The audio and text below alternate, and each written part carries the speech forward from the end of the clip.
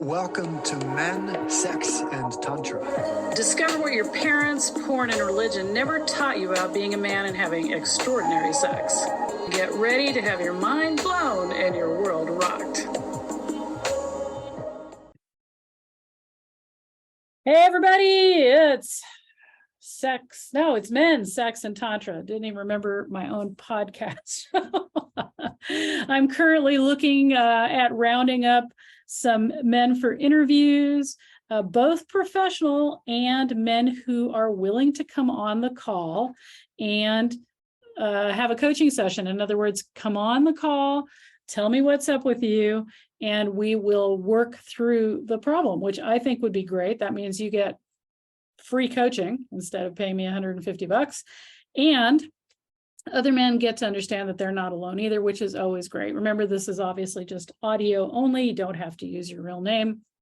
So please consider hitting me up and letting me know that you would want to do that. And it doesn't matter what we're tackling. We'll have some fun with that. Okay, today I wanted to talk about something that was I've had some clients recently saying to me, oh, you need to do that on the radio show. And it is my my walkthrough of what women are thinking about when they're having sex and making out with you. And I've done this with big men's workshops and stuff like that. Like there was this men's super conference or something. And I was like, okay, here's what a woman's going on in a woman's head while you're doing all this stuff. Most men find it both horrifying and amusing. So just maybe that should be a trigger warning. This might be both horrifying and amusing. So let's get to it. You meet a woman and you think she's giving you the cues. She's playing with her hair. You've been watching a lot of videos about those young guys telling you what, how, when, how, what to do. Most of them are wrong, by the way, but that's okay. So, you're sitting, you've had dinner, it's great. You're wondering, should I kiss her? Should I not kiss her? And you're kind of looking at her, trying to get the vibe, but you remember, oh yeah, I'm supposed to just take her. But what if I take her and she doesn't want that? Okay, so that's what's going on in your mind, right? Probably. In her mind, it's something like this. Oh, yeah, I had a pretty good time. He's looking at me kind of weird. Oh no, this is not going to be one of those awkward moments, is it? Oh my gosh, we had garlic. Seriously, we had garlic for dinner. I wonder if I have food stuck in my teeth. Oh, there he is. He's coming in. Do I want to kiss him? Yep. Well, yeah, it could be okay. Yeah, sure. Kissing him could be nice. He's acting kind of awkward. Ooh, I'm acting awkward. I'm really acting awkward. Do I need to give him the first cue?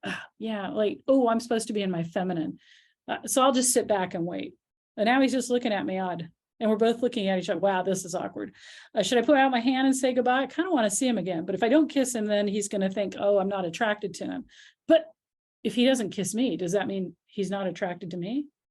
Well, I wasn't sure I wanted to see him again. But if he's not attracted to me, maybe, yeah. Okay, I'm going to lick my lips. Maybe if I do that, he'll look at my lips. I'm going to lean in a little bit. Oh, am I actually being too forward? That's what, no. He's a guy who wants a woman to be feminine, in her feminine. That means I cannot lean forward. No. I got to let him lead me on the adventure of my life. I recently read David Dida. He told me that, nope, got to do, okay, whoa. All right, here he comes. He's coming in. Whoop, awkward. Oh, got to turn sideways. Oh, yeah, okay. So there's the kiss. Oh my gosh. He's not really doing that, is he? He has his tongue shoved all the way down my throat. What the heck is he doing? Oh, that's horrifying. I hope he stops soon. I'm backed up against my car. I'm trying to move, but he's not really getting the hint. He thinks I'm into it more. No, not the tongue. Oh, now he's grabbing my boobs. What's up? How do I untangle myself here? Okay, can I get untangled? Oh, whew, wow, all right, wow. And he's saying, oh, really, hope to see you again. And I'm like, oh, I just want to get in my car and go. All right, that's one scenario. That's one scenario. It happens a lot. Women do not want your tongue shoved down their throat when they first start kissing you. That's the lesson from then, heads up. I know men will tell you should never ask a woman or say to a woman, can I kiss you? Or I'd love to kiss you. But quite frankly, I know a lot of women that think that's uber hot when you say something like lean in close and say, I've had a really fabulous evening and I would love to kiss you. And if she looks horrified or starts to back up, that's a no. If she smiles at you, that's a yes. Just go for it. Don't use your tongue. All right, so you're making out. You're at the home and you're making out. And you're sitting on the couch, you're making out, and Hollywood rips us off. I don't know about you, but how does that work? That the clothes just seamlessly fall off and everybody looks elegant and graceful? That's never how it seems to me. But you're making out, you're kissing, and she's moaning. She's loving your kissing. You are kissing. You are an extraordinary kisser because you are light and teasing and sucking your lip and kissing your cheek and kissing her neck and doing all that, not shoving your tongue down her throat yet. And she's leaning into you. You're getting the vibe. That's all great. And she's loving it. And then you change. You do something different. You think, oh, we've kissed enough. Now I'm going to grab her breasts or grab her crotch or start trying to undress her. And we're thinking, what? I was loving the kissing. What? Why? What happened? I'm loving the kissing. What are we doing now? She's loving the kissing. It means like stay with the kissing. But what happens if I kiss her too long and she gets bored? I know very few women, unless they have an intimacy problem, that don't want to be kissed for a long time. So just saying. So now you're touching her breasts and it's like you're doing that things on her nipples. She's thinking, oh my God, no, not that thing. On her nipples. Like, ooh, how do I tell him I don't like that? I liked the kissing. Can we go back to the kissing? Oh, no, he's doing that thing. Oh my gosh, no, wait. Oh, he's running his hand around my back. No, he's going to feel my back fat. Not the back fat. Okay, I got to move. I'm moving to try to stretch that out. Wait. Oh, now what's he doing? Okay. I'm not feeling this. I'm not feeling this. I'm feeling kind of fat now in my outfit. And is he going to try to take my bra off? Okay, all right, I guess, but my bra is padded. Like, wow, what's going to happen when this scene happens? Okay, right. And so now he's got my bra off, I guess, and I'm kind of fumbling around here. All right, should I be touching? I'm going to touch him. I'm touching him. I'm really enjoying touching him, but he's now pushing me over on the couch on my back, grinding. We're now grinding. Wow, this is going fast. You're getting the makeout scene here, guys, that most women actually want you to stay at the part that they're enjoying. And us enjoying something doesn't mean escalate it. Let me say that again. When we're enjoying something, we're not telling you escalate to the next thing. We're telling you we're enjoying this. Good moans, soft, grabbing your back, whatever. That's all great. That means stay here. Stay with what you're doing. Let's do this more, not move to the next step. So if you have a mindset of escalation, oh, she liked that, I'm ready for the next thing. That's not true. That's the same way with sex. Most all of them, making out and sex, most women will tell you is too fast and you're flipping, and then when you're having sex and you're flipping them around every 30 seconds or a minute because you think they're bored, you got to have variety. We're all like, oh, he's touching me like that. Oh, there it is. I love that. Oh, yes. Whoa, wait, where did he go? What's he doing now? I thought I was giving good cues about what he was just doing. Yes. Yeah. Oh, nope. There it is. Okay. Yes. Oh, yeah. And now he's gone. What is he? Why is he doing that? Oh, I don't like that at all. Okay. Well, I can't really tell him that. I don't want to ruin the mood or anything, but what do I do? Should I move? Should I grab him? Should I change something? All right. So these are the things that she's thinking. Because for women, when they like something, they want you to stay there for a while. What's a while? I asked a bunch of women and a bunch of men that question. When I said to one of my partners, hey, you know that thing you do? I'd love for you to do that longer. He's like, oh yeah, of course, honey. Sure, absolutely. So the next time we were in bed, instead of 1 minute, he did it for 2. Bravo. Bravo. He did do it twice as long. So I have to say bravo for him. And, my bad, because I wasn't clear enough. And I tell women this all the time. If you give a man an instruction or an ask or a request and you're not specific, then you just have to be good with what happened if it was going in the right direction. All right. So when I said to him, oh, that was great. And I really appreciate how you went, did that twice as long. I was thinking a lot longer. And he's like, what do you mean a lot longer? And I said, I don't know. I was thinking more like maybe 15 or 20 minutes. And he goes, are you kidding me? Now, most women, if a man said that to them, would never, ever, ever say what they wanted again. Just heads up on that. That would be enough to shut most women down, to never ask for what they wanted again and just tolerate sex until one day they left you out of the blue. You would not know why, but it was probably that thing that happened 5 years ago. Now, I don't think women should do that, quite frankly, but I'm just saying this happens. So I said, I hear you. I hear that you think that's a long time. What are you concerned about? And he said, well, I'm concerned like my hand's going to get tired, or, I mean, I can't, like, am I going to get bored? And now, once again, I appreciate his honesty. Most women, telling them that you would get bored touching them, not cool. They may not appreciate it. I was like, okay, well, I'll tell you what, why don't we just try it? And that you can stop when you get too bored and or you're physically uncomfortable. 100% stop, let me know. But are you willing to give it a whirl and see what happens? And he's like, yeah, okay, sure. And it is a really interesting thing, the things that we're thinking, the potentials that we're worried about that may or may not happen. So good sex is so incredibly about communication. And I know you hear this, I understand you hear this, but nobody wants to talk because nobody wants to ruin the mood or say the wrong thing. And so people try to have great sex without talking about anything. Great sex doesn't happen that way. It might, it might be good sex. It could be like, pizza. It was good pizza, but it wasn't phenomenal pizza. And depending on whether your standards, where the bar is for you on great sex, I would say that women have a higher bar than men do about what great sex is most of the time. And a lot of women, if they haven't ever had great sex, thinks that mediocre sex is good sex. So we all have kind of a, level system of what means it's good. One of the things that I find incredibly fascinating about women who are in their heads most of the time during sex is most women are thinking about things like, ooh, if I lay like this, my breasts look funny. Ooh, if I lay like that, he can see my cellulite.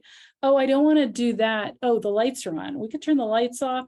That would be better. So women are thinking a lot about what they look like, what they smell like, how they sound. Oh, I made that sound. Ooh, that was probably unattractive. What their facial features look like when they're having sex.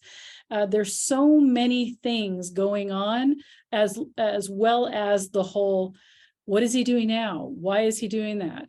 Women have sex that they don't even like, and then they go back and have it again. I think women need to be accountable for that, but it's the weirdest thing, the strangest thing, to have a woman sit and tell me about her sex life and find out that her sex life is dismal, but she keeps doing it. When I say, well, why do you keep having sex like that? And she goes, well, I don't want to hurt his feelings. I don't want to tell him that, that's not really doing it for me. Or she says, I've tried to say things, but it doesn't seem to ever change. He might do something different once and then it's back to the same stuff. So I don't know. And I'm like, well, why are you continuing to have sex? Well, what does she go? What do you want me to do, Tanya? Stop having sex until the conversation gets fixed and still things aren't broken. But guess what? I tell men the same thing. There are many men that actually do have a higher bar than just getting off for sex. They're not getting their needs met, intimate needs met, affection needs met. There are many men who are relationship centric when it comes to sex, and they can't get an erection if they're not connected to somebody. I'll say that again. There are many men who are relationship centric and do not get hard, no matter how attractive the woman is or the other person is, if they're not emotionally connected. There's nothing wrong with you, by the way. If you're one of those people, there is nothing wrong with you. You are heart-centric. That means you shouldn't have casual sex. It's not going to go well. You need to know that about yourself. There are women that are that way. Most women are that way. Generalization. They want connection, emotional connection. They can have sex without it, but it's not the best sex of their lives, even if they have an orgasm, because orgasm, as a rule, is not on the top list of women's sexual satisfaction. I know, shocking. So what did we learn, or what did you learn about this? Well, one, people are very bad at communicating. People, women and men, very bad at communicating. Two, there is too much expectation placed on what we all should be doing or not doing. Unspoken agreements, performance agreements, all sorts of things people never even talk about, even if they've been together, shocking, 20 years. When I work with couples that have been together 20, 30 years, they haven't even talked about most of the things they probably should have talked about sexually. It's true. It's there. It's happening. You may not have ever considered your own needs as a man. Like, what are my needs sexually? You may just think, oh, as long as I get sex, it's great. You may be worried about what you look like. I know she's definitely worried about what she looks like. And the hotter the woman, usually the worse that is, by the way. The internal chatter for a woman who is, smoking hot is at least 3 times worse than women who aren't, because women's expectations when they're hot is that they look hot every second moment of the encounter. Us regular women, we don't have quite that high of an expectation of ourselves. There's something to be said for that. So we need to change the way we think about sex in a couple different ways. One, if we thought about it as an activity, like going to the zoo, instead of this whatever expectation we put on it, we'd have different conversations. You might say to somebody, hey, I feel like going to the zoo. Do you want to go? And the other person's like, let me think about it for a minute. Yeah, it's a bit cold outside, and I really enjoy the book I'm reading, so I think I'm going to stay home. And the other person says, yeah, I hear you. That's great. I'm going to go ahead and go because I really want to see that bear that's in the new exhibit. Sounds great. Hey, if you change your mind, just text me or whatever, and we can meet up there, or, let me know. Or if you feel like you want me home again, hit me up. Sounds great. Awesome. Have a great time. You too. Bye. All right. If sex was an activity and not something that says something about us as humans, like whether we're hot or good or sexy, or all of these qualifiers put around all of this. If sex were just an activity, think about how you might talk to somebody about that. It would be a very different experience where nobody was getting so personally involved in it that everybody was holding back, saying what they thought, what they meant, not saying what they really wanted. I mean, if you said, hey, babe, I'm going to make an omelet. What do you want in yours?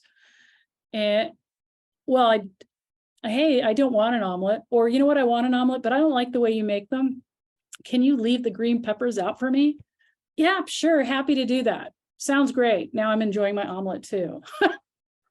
I mean, there's just so many ways. So why don't you contemplate how it would be if you could have fun with sex, like laughing, because sometimes it's laughable. I mean, I find it funny, laughable, and I love laughing in bed. I find laughing in bed makes everything so much better and takes all that weird tension out of it. It's easier to talk about things, And if we didn't take it personally, that would be great too. If erection wasn't the main event, everybody would be happier, as in we'd all relax a lot more. If you didn't say that your pleasure as a man was all about my pleasure, that would be great too, because that's a lot of expectation for me, pressure too. Many women do feel that way. Sex as an activity. So sex is an activity. If a woman is responding to something you're doing, and I think this goes for men too, quite frankly, if somebody's responding to what you're doing, stay there for a while. Stay there for a while. Stay there for a while. And a while doesn't mean like 30 seconds. Don't assume your level of arousal is the same for the other person. You can play the level game. That's always fun. I do it with my massage therapist as well. Hey, what's your level, massage therapist, with your elbow in my back? What level is that from a 1 to 5 for your pressure? And they say, oh, that's a 3. Great. Your level 3 is like my level 10 out of 1 to 5. Oh, now we have calibration. With lovers, you can play the level game. Hey, I'm at a 5. And the woman might be like, yeah, I'm at a sub-0. Wow, I thought you were 5 too. No, most men believe women are way more turned on than a woman actually is. Level game. It's a lot of fun, gives you a lot of calibration. But the main thing, let's slow down. Let's chill. Let's have some fun. Let's think of sex as an activity and not our entire lives wrapped up into that one thing. Love to know what you think about this. Drop me a line.